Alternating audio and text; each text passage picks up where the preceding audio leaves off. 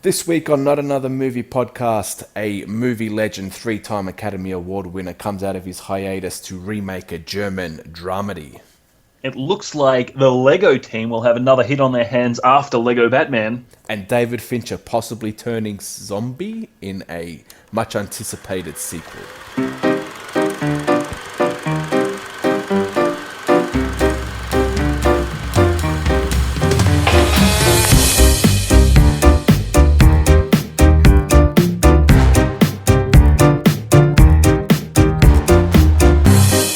Hello and hopefully welcome back to episode 2 of Not Another Movie Podcast. I'm Sean Pierce. And I am Sean Kelly. And thank you to everyone who downloaded the last episode. Hopefully you've returned for episode 2. I think the rebranding was a big success on our side. So thank you very much for listening.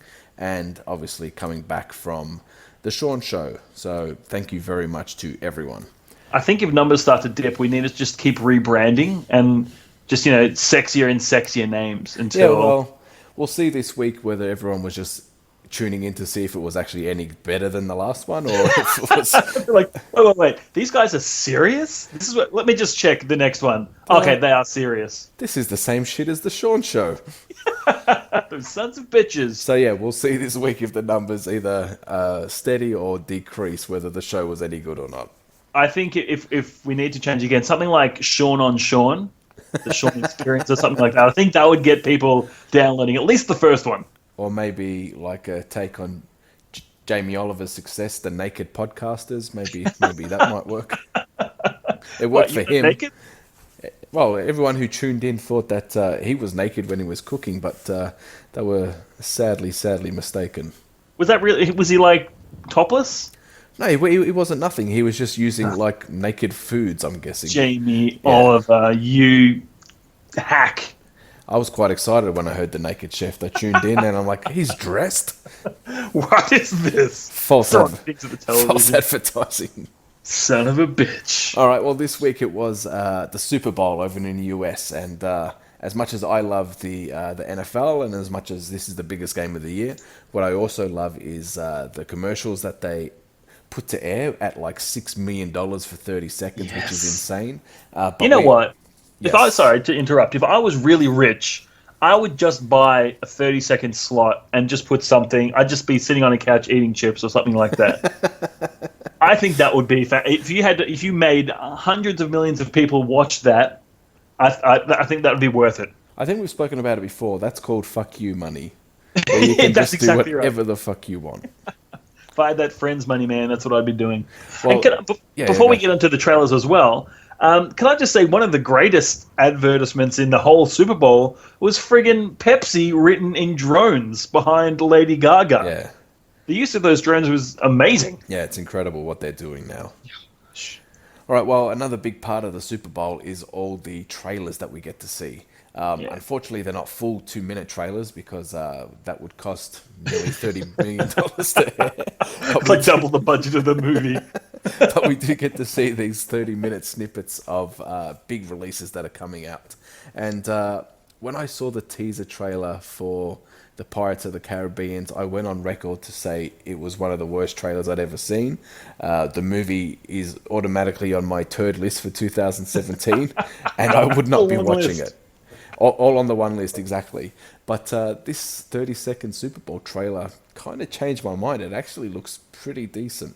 I have to agree. I'm not huge on the series after the first film, which I kind of get as the impression that most people are at.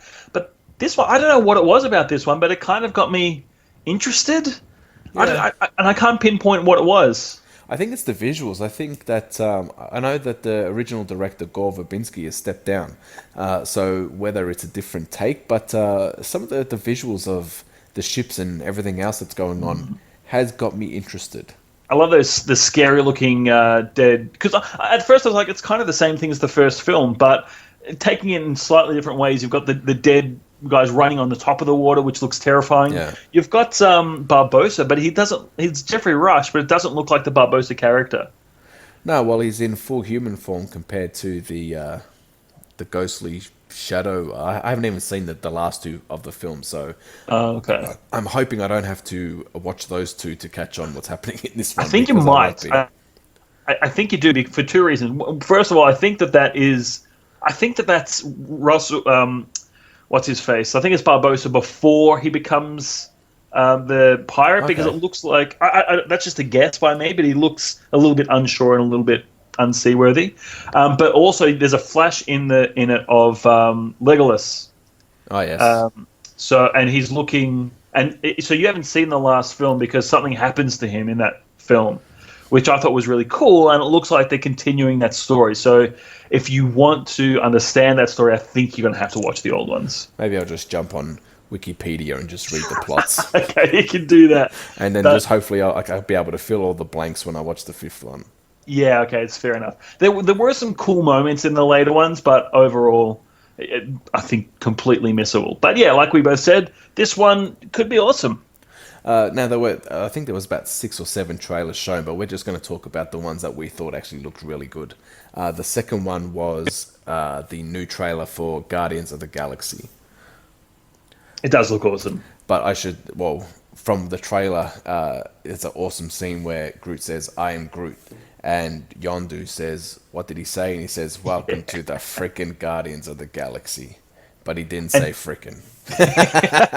Which, you know what? If you saw that line on paper, it would kind of be dumb. But Bradley Cooper sells the shit out of it, and it sounds really cool. Yeah. Can I just say I'm really impressed with the Guardians team, the advertising team, because they've had a number of trailers now, all of them showing distinctly different scenes and shots, but still not really giving away what the film is about.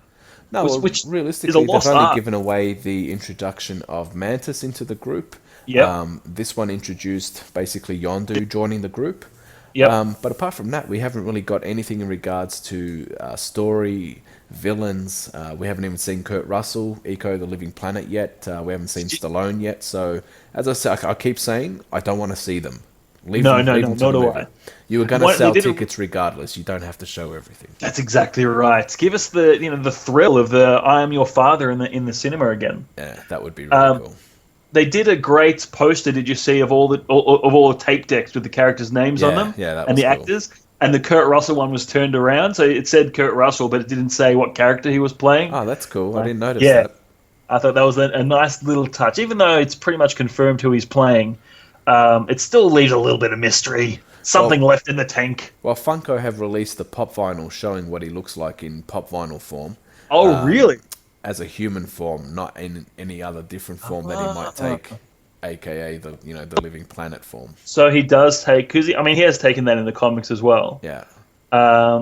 Interesting. I did not know that. I'm going to look it up. Well, the one I think that both of us were most excited about was the teaser trailer for the upcoming season of Stranger Things season 2. Yes. This had the beautiful money shot right at the end, where we're seeing this. It looks like a giant hand type monster, and obviously we're going to be exploring the upside down world even more than what we have in season 1. Looks like the Demogorgon was just a foot soldier, or just some small thing, and there's a lot more in the upside down. I really think they're going Cthulhu-esque with it, like very much, gods that cannot be comprehended living on the other side of reality, which is friggin' awesome if they go down that road. And there's an awesome visual of, it's just a very quick visual of the 4 boys all dressed as the Ghostbusters. Yes. So that was quite awesome too. I really like that. Yeah, they've nailed the aesthetic. Even the pretending it's an Eggo commercial before they Yes. jump into it Yeah. was just really fantastic. The marketers, man, they killed the Super Bowl in a good way. Well, when you're spending $6 million on 30 seconds, it'd want to be fucking good. That's very true. Not just some dude on his couch eating chips. Although that would be hilarious. Probably not the best way to spend money. No, probably not. Yeah. And then this week, that was the end of the Super Bowl trailers, but we did get 2 really cool ones after this. The Iron Fist trailer, our first full look at what we're going to be seeing as the introduction of the last defender, Iron Fist, aka, or Danny Reed, aka Rand, sorry, Yep. aka Iron Fist, comes to the screen. And it looks really cool. does. I like these episodes where, because there are so many episodes that we make where it's like, that was shit. Let's be honest. But these kind of episodes, like that looks awesome. That looks awesome. And Iron Fist, I'm hoping it lives up to the hype because, like I said, I was not super on board by the end of Luke Cage. But I think Iron Fist might bring it back around. A lot of people are saying it's a little bit too much like Arrow. That was going to be my next comment. It looks almost exactly like Arrow. But you can't get I mean, that's his background. Yeah. Look, as I said, it's a different story. It's a different network. It's a different, partner to what Marvel are doing.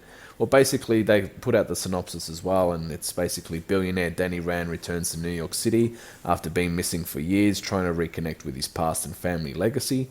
He fights against the criminal element corrupting New York with his kung fu mastery and ability to summon the awesome power of the fiery Iron Fist. Yeah. Now, you could just replace that last section, corrupting New York City, with his bow and arrow and trick, exactly skills, and it'll be pretty much the same thing. Yeah. But look, I'm still looking forward to it. And also, I was reading up on Iron Fist, and one of his original squeezes was Misty Knight, who you might remember from Luke Cage. So she might be in this series as well, which would be cool. Yeah, that would be cool. Well, we already saw Rosario Dawson. Yes. So she's been the link between all four so far. So whether they introduce any more, like you said, maybe Misty Knight, who knows? But from what I've seen, and I really like what I see so far, you can tell that they're on a different budget to what the Arrow and Flash are on the CW network. They're really putting a lot of cash and making this look like it belongs in the MCU rather than the semi-DC TV universe that they're building over on the CW. Much more cinematic. I have to say, though, that I'm kind of hoping that Rosario Dawson's character, Claire, doesn't end up sleeping with Danny Rand, because that seems to be going around. Yeah, I mean, she's gone through 3 of the 4 Defenders. And look, we haven't seen her with Jessica yet, again since, so who knows? And so, because Jessica's, well, shouldn't you say Jessica's not just on the women. Luke Cage has slept with 3 women. Bloody Daredevil's getting around as well. I think by the time they get to the Defenders, it's just going to be 8 episodes of orgy. Which, look, is not necessarily the worst idea for a series, but it's not the direction I thought the series was going to go. Well, not only will they be the Defenders, they're all going to be Eskimo brothers. I don't know if you know what an Eskimo brother is. It's basically you become brothers after you sleep with the same woman. So, all of the Defenders might become Eskimo brothers. Is there one for that for the ladies as well? Not that I'm aware of. Okay, well, look, close bonds. I can just say they're going to be a close-knit family. Yeah. I shouldn't say family, that's weird. Yeah. Let's move on before it gets even more awkward than it already is. The last trailer that dropped this week was the Ninjago trailer. Basically, from what I'm seeing and reading, Lego is going to be, the next juggernaut in the next, 5 years with the amount of movies they can pump out.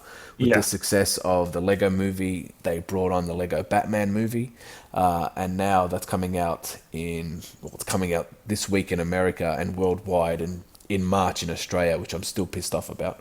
And then in September, they're bringing out this Ninjago movie. Now, Ninjago is a line of figures that they have, and the trailer itself looks pretty good, actually. It looks pretty funny. It looks a lot of good gags. I was worried that kind of flippant Lego humor would start being grating after a few movies, but it looks very fun. And as I was watching this trailer, I realized they could just bring out, because they're basically like genre movies. Yeah. And they could just make as many of these as they wanted, because it's just taking the formula and putting them into Lego. Well, they've got another line called the Nexo Knights, where it's basically like a medieval knight type set, so I'm guessing that might be next on the cards. Look, anything with knights and dragons and stuff, I'm there. Well, they already announced the director from the Trolls movie. He's going to direct the Lego movie Part 2. The reviews have been red hot for the Lego Batman movie, so you suspect that it's going to be greenlit for a sequel within weeks. So, they've got movies for the next 3 or 4 years without even touching any new lines, really. Who'd have thunk it? I just can't wait for their Avengers-style crossover.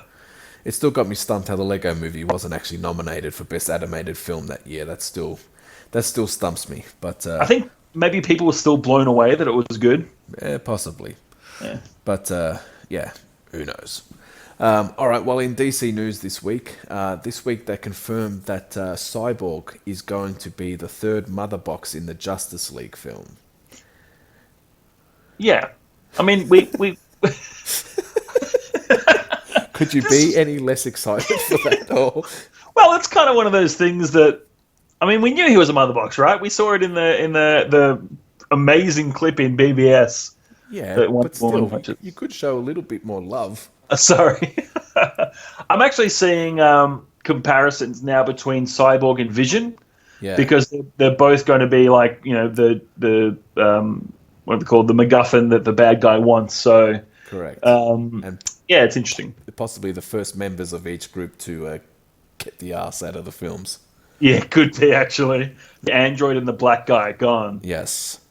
Well, basically, the story of the Justice League, as much as we're to believe, is that Steppenwolf is going to come to Earth to come and get these mother boxes. So obviously, if Cyborg is one of them, is going to be a big part of this story.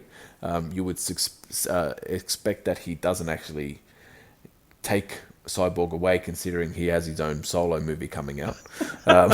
So Unless his whole movie is just him like in a jail somewhere or dead. yeah, or Cyborg is just like his arms and head with no actual body because Steppenwolf's taken him away. It's like a buddy comedy where somebody has to carry around in a box. Playing with That's genres. just wrong. Yeah, That's just wrong. But I'd watch it though. yeah, but I was, as much as we already knew it, it was good to get it finally confirmed. Yeah, no, fair enough. And one thing that sort of irks me, like the concept is, Darkseid first came to Earth to take it over back in the day, and it was beaten back by the Atlanteans and the Amazons and mankind. And this is like a trope in movies where this big bad thing comes along but is beaten away by primitive societies. It just doesn't that take away it was like in X-Men Apocalypse. Where it's like, well, how's Apocalypse going to hurt the modern world when he couldn't even stay alive in ancient Egypt, for crying out loud? Yeah, well, that's true. But also, I mean, the Atlanteans and the Amazons are badasses. Yeah, they are. And we haven't seen really any of them yet. So at the moment, we still think they're pretty good. Exactly right. Come June, when we see the Amazonians, we might not think that if it's a third of a film, but at the moment, they're badasses. I'm hoping Themyscira would have been good. I just wish I could see that battle where you've got the Atlantean army, all basically superhuman guys, the Amazons, all basically superhuman girls, and then few humans on horseback. Like, what do they do? What are they bringing to the table? Yeah. Darkseid could just vaporize them with a thought. But yeah, anyway, I'm hoping for some cool visuals in this movie. Well, another interesting piece of news that came out of this week, DC, is that, and I had to, when you read something, you have to go back and read it again to see if you actually read it right. But fans are petitioning for Zack Snyder to direct the Batman film. I had to read it. I'm like, for? Are you sure? But yeah, there's a petition saying that they want Zack Snyder to direct the Batman film. Did Zack Snyder start this petition? Possibly. I think he might have. Are all the names on the petition like anagrams of Zack Snyder? Look, Zack Snyder? What? Like, before he hit the DCU, I loved his films. So if he could go back and just capture what he did in those previous films, he had his own take and his own visual style, and I think he lost that when he came to the DCU. So if he can go back to that, I've got no problems with him directing the Batman film. But as long as there's a strong script and somebody there who can actually make sure that there's still a story in this movie. Yeah. He's fantastic with visuals. I think he'd make a much better cinematographer than a director. Yeah. So, as I said, they haven't really announced anything yet, and I'm hoping that the shortlist that we spoke about last week, I hope the director comes from one of those. Yes. Not Zacky. All right, well, one of my favourite actors of all time, he's been on a hiatus, and there were talks that he's quit filmmaking because he was suffering dementia and actually couldn't remember lines and everything else, but that seems to be untrue because Jack Nicholson is making a comeback after being away for nearly 10 years to remake a German film called Tony Edelmann. The original German it follows a father who is hoping to reconnect with his career-minded daughter. He creates a character named Tony Edelman, a fictional life coach who winds up wreaking havoc within his daughter's professional life. And they cast the daughter today, and it's going to be Kristen Wiig. Who is awesome. Yeah, I love her. I think she's great. Apart from some of her previous of late films, she's been on a pretty good hot streak. And to see Jack Nicholson back, I'm all for it. When you say he creates this character, are we saying that he like dresses up as this? I don't know. I don't know if it's like a Mrs. Doubtfire type scenario, but I'm just going off what the synopsis reads. I choose to believe that Jack Nicholson is, has slight dementia and can't remember his lines and things like that, but they both fingered that shit. Yeah. And they just followed him around with the camera and like tricked him into saying the lines. Yeah, that would be cool. That's what I choose to believe. It's like, why is Chris Wiig hanging around with me from now? It's weird. But I reckon that's great casting. When you put Jack Nicholson, especially in as good as it gets, where he plays off the Helen Hunt, he just does it so well. So hopefully we can see that return as he does it with Kristen Wiig. And I want to see him, like if he's a life coach, you'd think he'd be someone who's very positive and upbeat, because he normally does a cynical very, very well. Yeah. So it'd be interesting to see if there's going to be a change of form for him. And I love JN, so more of him, please. Absolutely. Well, it was a bad week over at Paramount Pictures this week. They've actually pulled a remake of Friday the 13th completely off its schedule. It looks like that Jason might be finally dead this time. No resurrection for him.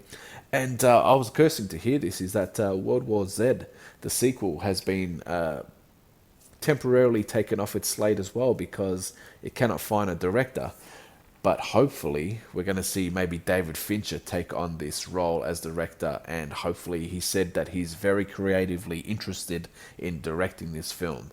And I reckon that's a perfect match, seeing him and Brad Pitt back together again, tackling the zombies. Yes. I mean, do you know what the plot is for the sequel? Have any news been released on that? No, there hasn't. So, the first one obviously followed the book, which was, I say followed the book, it just vaguely touched on certain had the same name as pretty much. But no, there hasn't been any talks of what this film might be about. Because I did watch the first one. I didn't mind it. Didn't they find the cure at the end? I believe so, yes. So maybe a new strain or something. Yeah, who knows? I know, but I do agree. David Fincher would make an epic zombie film. Of late, we've been talking about how China now is starting to influence American films, and a couple of years ago, we got the first film starring, the two of the greatest 80s action movies or actors of all time, Schwarzenegger and Stallone, in a movie called The Escape Plan. The movie itself wasn't that great. It bombed at the box office, only making $25 million in the US. Did you see it just quickly? Yeah, I did. I didn't like it that much. I watched the trailer in prepreparation for this show, and it looked awesome.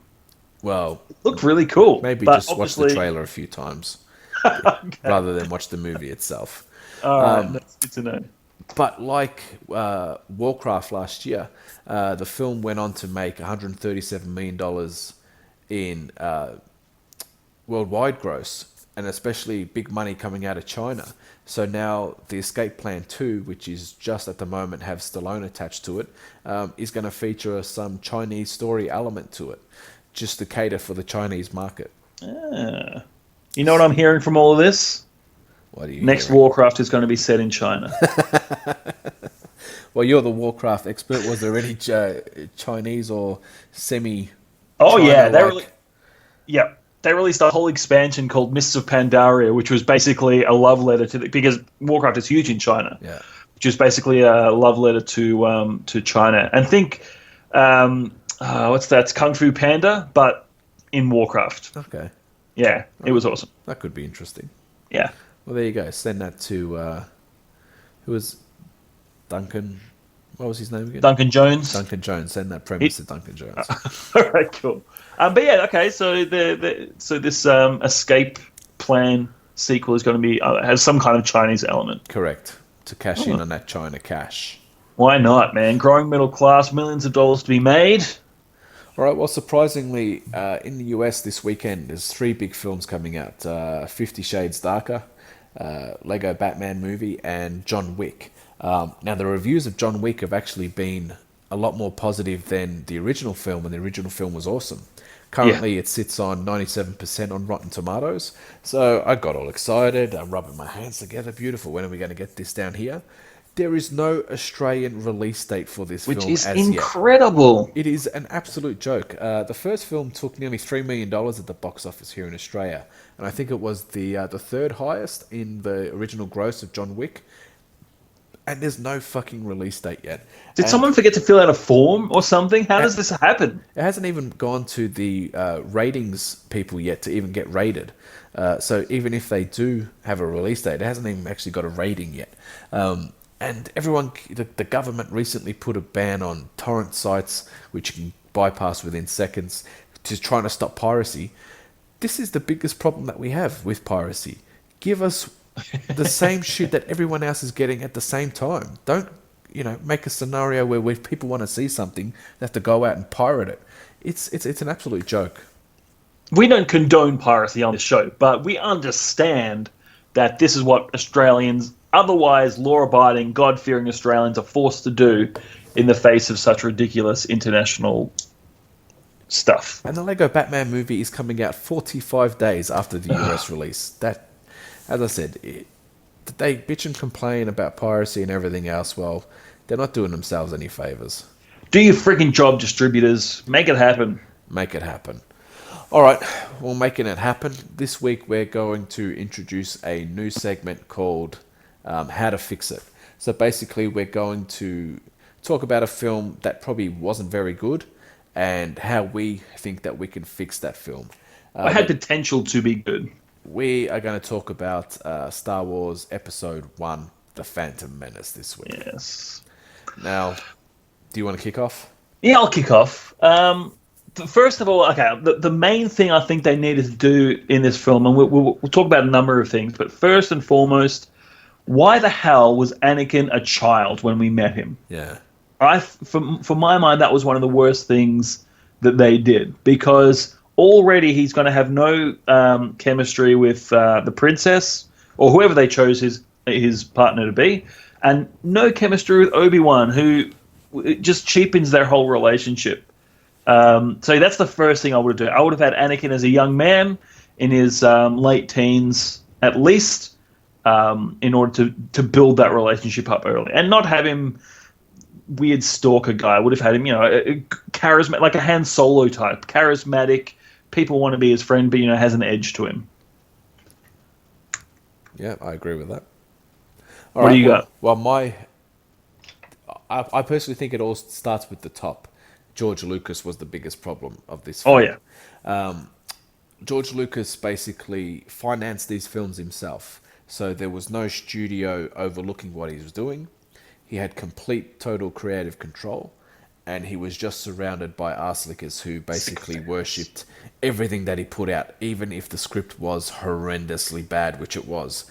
He actually did shits in the toilet, and they all crowded around after he'd finished and applauded. I'm not making that up. That is a true thing. That was the scripts for the next three films. Oh, there it is, guys. Just fish that out and put it on the screen, please. Now, when you look at it, he had an A-list cast. He's got Ewan McGregor, Natalie Portman, and Liam Neeson. 3 A-listers. And they all were... pretty average. Yeah, they were pretty average at best. All because of the script they were given. They did the best that they could. I did not want to shit on those actors at all, because they are awesome. But they did the best that they could. What we saw in The Force Awakens, that's what you wanted a Star Wars movie to be. You didn't want to see all the political bullshit that we saw in A Galaxy Far, Far Away. We didn't need that story. That element of the story was so horrendously boring. That was going to be my second point. Get rid of that stupid trade dispute. Yes. Then the next clearly obvious one was Jar Jar Binks. They obviously rectified that issue when it came to Episode 2. And personally for me, I thought one of the biggest mistakes of that film was killing Darth Maul at the end. Yes, very much so. They set up a perfect revenge element for Episode 2, but didn't take it. Like, they had Darth Maul killing Qui-Gon Jinn and Obi-Wan seeing it, that was the perfect setup for Obi-Wan Kenobi to get his revenge in Episode 2. But Yep. they just threw him off. I don't even remember what it was. They just threw him into a hole, and it was never They cut mentioned him in again. Obi-Wan cut him in half and he fell down. Exactly. I would have loved to have seen a revenge part. I know that's not the way of the Jedi, but that would have been a fantastic element for Episode 2 to have. But that's the thing. Have him chase him down. Yeah, exactly right. Obi-Wan's character doesn't really develop throughout the trilogy at all. None of the characters really develop throughout the trilogy. That's another story. But that would have been a good arc for him. Somebody who, flirts with the idea of a revenge, but eventually he doesn't go down that path. And that would have been, and that would have led very nicely into his character later on in life. Somebody who's more at peace and in tune with himself. Yeah. Do you want to hear something a little bit controversial, though? Absolutely. I would have gotten rid of Qui-Gon Jinn. I love Liam Neeson, but I don't think that character is really needed. Well, you don't think that Obi-Wan needed a mentor? Yeah, well, this is something as well. Now, I know Star Wars has a great expanded mythology, and I've got to be honest, I'm not across that really at all. I'm just a movies guy. But I don't like how they set up the Jedi in those films at all. They went from being this mysterious order that was very mysterious, as I said, to being this overt police force council kind of thing. I didn't like that process. I didn't like that. I would have loved it if Obi-Wan was by himself and acting as a free agent, already a Jedi in the films. Yeah. Another big sore point of the film, although it was quite cool to watch, I don't think it had to be in the Star Wars film, and that was the pod race. That's controversial. The pod race was clearly a setup for a video game which they released later on. It was clearly a setup to release toys from that race, and I don't know what that brought to Anakin's character. Look, I agree. I mean, I dig the pod race. I think it's cool, but I agree. It is not necessary. It's very much a beat of, all right, here we're going to put an exciting pod race in and then move on. Like, the mechanic was that's how he gets Anakin to come with him, but that could have been done any myriad of ways. It just reminded me of an episode of Wacky Races, to be honest. It just had these over-the-top, ridiculous characters. Which needs a movie, now that you mention it. Yeah, well, I was waiting for Muttley to appear and around the corner and do his... Isn't that Sebulba? Yeah, that's true. But, that was another element of the film, although visually it looked pretty cool.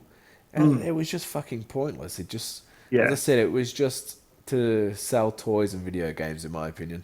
I think the one thing it did do was set up Anakin as being someone who is exceptional. Seeing things before they happen, that kind of stuff. But again, you could do that any myriad of ways, not with a 25-minute pod race that kind of slows the film down. Yeah. And the actor himself, Jake Lloyd, he was, I don't want to shit on a little kid's career, but he was horrible. I don't know if it was the director or if it was the words he was saying, but it was just like a little formulated kid on the screen. He just read his lines. He had no emotions. As you said, he was a bit creepy, and creepy for the wrong reason. It wasn't meant to be creepy. I think it all comes back to the script and the direction, to be honest. I mean, he's a kid. He's that age. Like he's just going to do what he's told to do. Yeah. At the end of the day, he's not making many decisions. He's the one. The director says, "Cut. Do it this way." He did it that way, and that's what came out. So I blame George Lucas for ruining that poor boy's life. Yeah, because I saw him in Jingle All the Way around Christmas time, and he wasn't as bad as what he was in Episode 1. So I don't necessarily think it was, as you said, so much him, more the direction he was given. Yeah. All right, well, that pretty much wraps up our thoughts on this film. Do you agree? Do you actually like this film? Do you disagree with what we've said? Let us know in the comments of the podcast. Do you have anything else? No, I think we're done for another episode. I think we are done. Well, thank you for coming back and joining us on episode 2 of Not Another Movie Podcast. I am Sean Pierce. And I am Sean Kelly. And let your week be a good week. Until next week.